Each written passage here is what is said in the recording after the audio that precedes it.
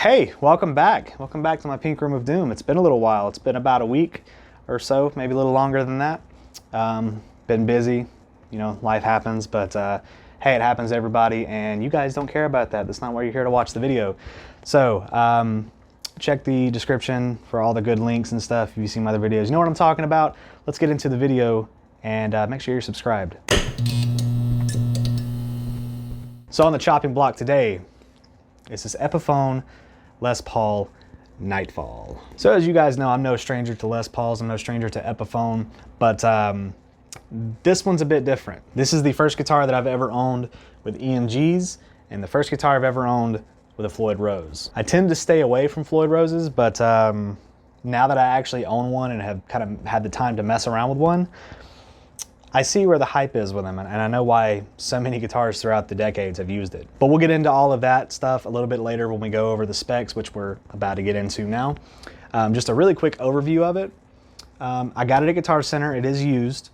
It's in pretty good shape. I mean, it's been played. It's got some dings right up here. It's got some scratches on it, but you know, the neck it needs to be cleaned. It's a little grimy feeling, but otherwise, you know, there's no headstock break, there's no major repairs or anything that I can tell, so I guess I got lucky on that front. I will say this, it's not set up great at all. The action is pretty high. It's not like unplayable high, but it's a little higher than I'd like.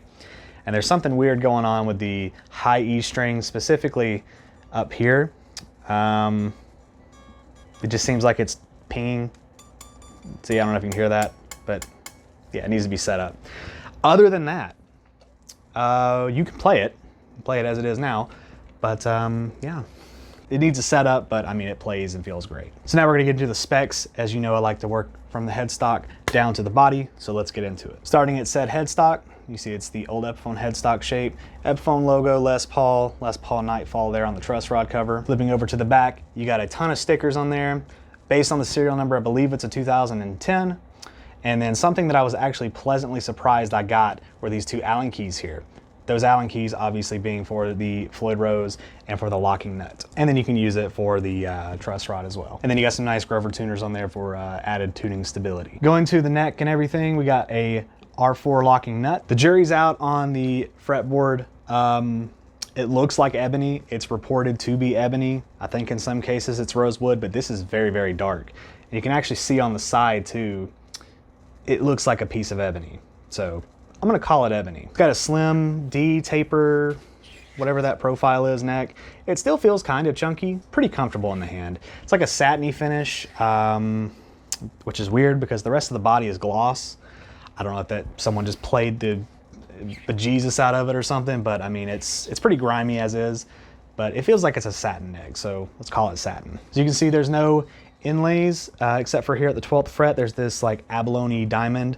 I think it suits the aesthetic pretty well. Then you got the standard scale length, 22 medium jumbo frets, all that good stuff. So, you know, so far, looking like a Les Paul. On down to the bodies where it gets a little bit interesting here.